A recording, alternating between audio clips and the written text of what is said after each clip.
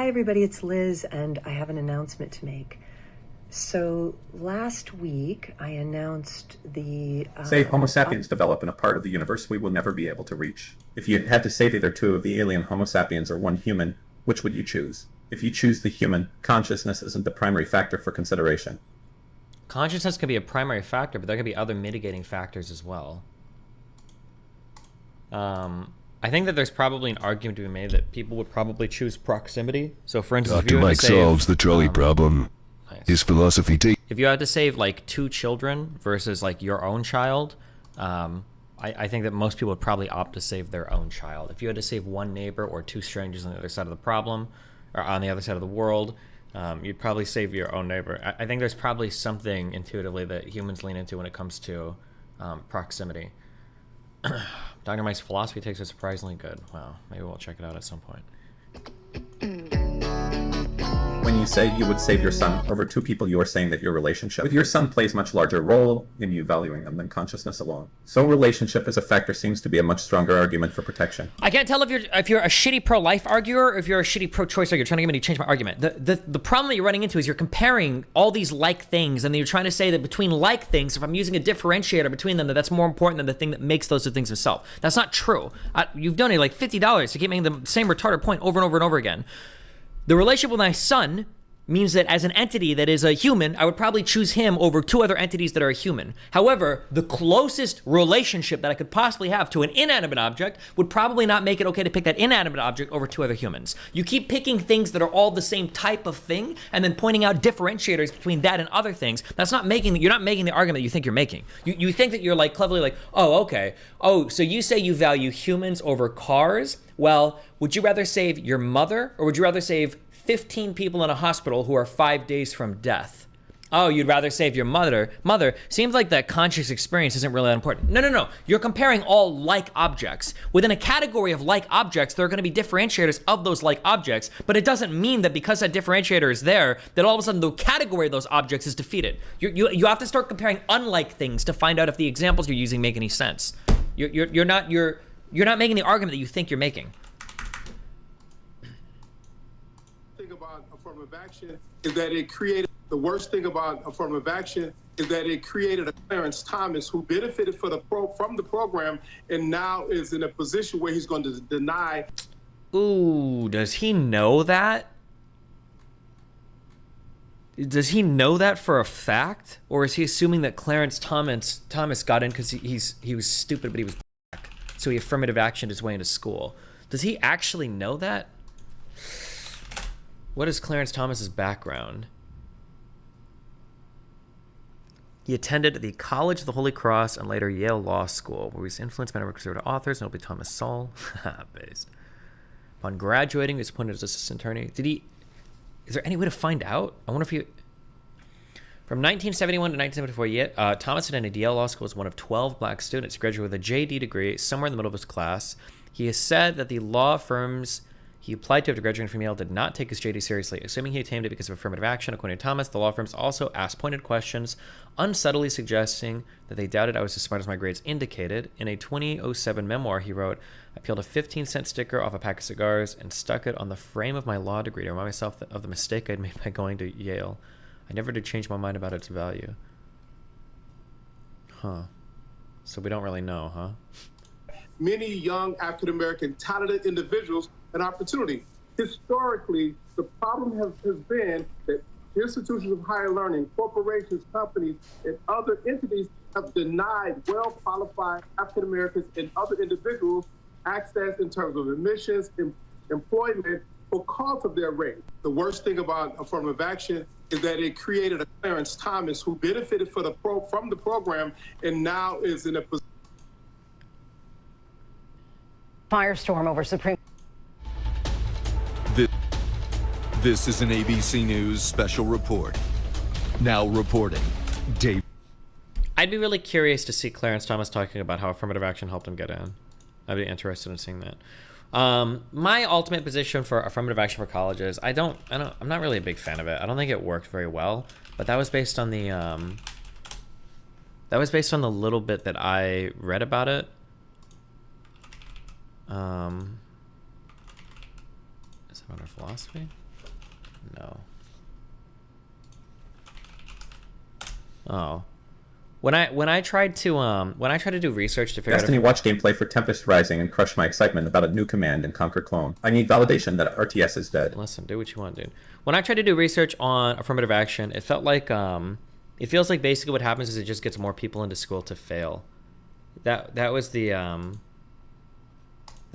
what I kind of stumbled upon. I don't know if there's like other data out there that shows something different, but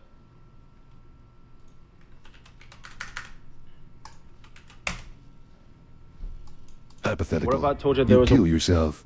This is all. a way to buy things like this $100,000 watch without spending a single dollar of your own money, using business credit like this that you never actually had to pay back? Not to the average person, guys. This sounds crazy, but any business owner knows how this works. You know how personal credit works. Let's say, for example, you'll get a car or a credit card in your personal. Destiny's 34 years old and doesn't cook. I don't have time. It doesn't make sense for me to cook. Financially, it's a stupid fucking decision to set aside however much time. It would be better to just pay somebody else to do it. Personal name, you're personally held responsible for that. So if you were to go get a credit card in your personal name and you were to go max the card out, you're going to be held liable. And if you don't make that payment back, the bank could come and sue you. Now, what makes this different about business credit? With business credit, you are not personally held responsible for that line of credit. So let's say, for example, how I got this watch. I was able to open a business that I didn't really give a shit about. I went and opened business credit cards in that account. I then proceeded to go on, buy this for $100,000. I'm going to turn around and sell it to a jeweler for $80,000 in cash, which now gives me the cash. I'll file bankruptcy on the company. I'll never have to actually pay it back because I'm not personally liable for that American Express card. It's all liable underneath my business. It's all weird to explain in one video, but guys, if you're interested in getting involved in this and you can use some extra easy money now, I want you to go to Instagram and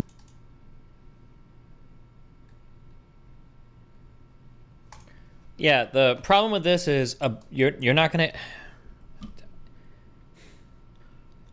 You can't draw credit on a business with no credit history.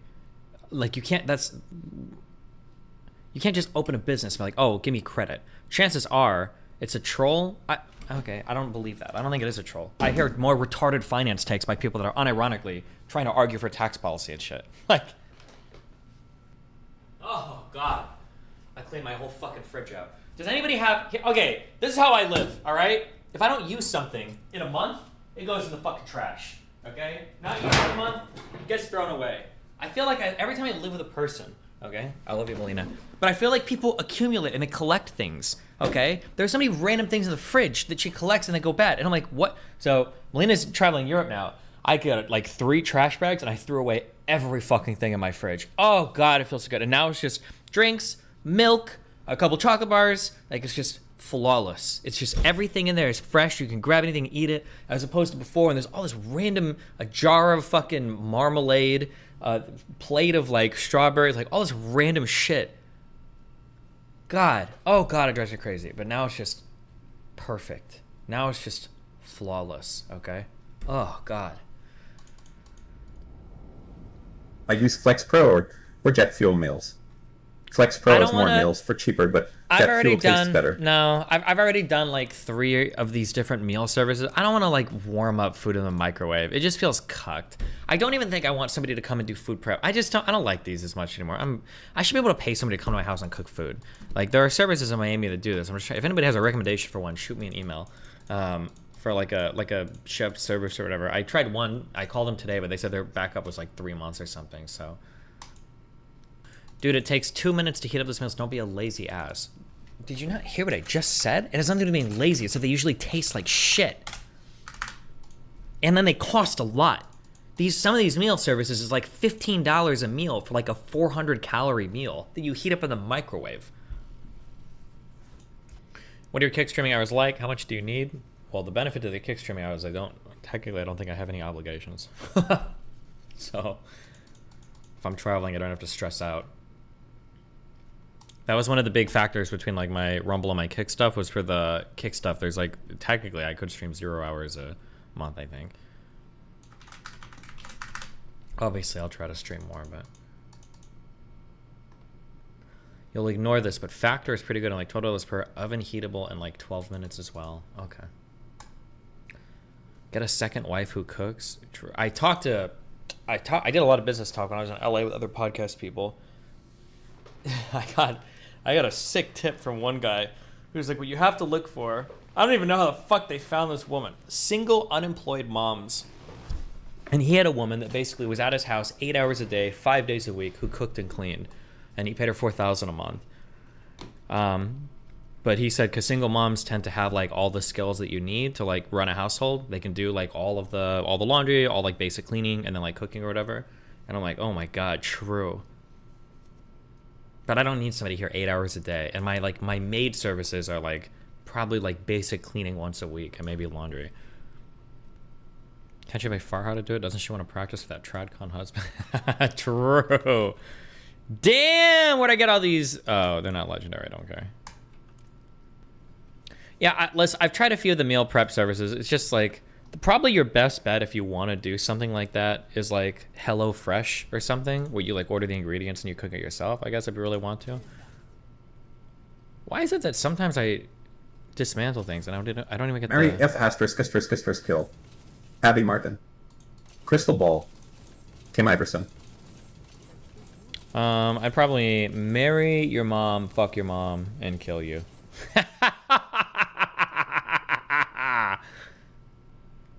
What's wrong with Uber Eats all day, every day?